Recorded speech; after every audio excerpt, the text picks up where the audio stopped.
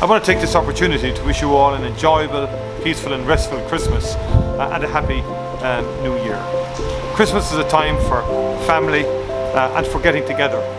And of course, at this time of the year, we remember those who are no longer with us.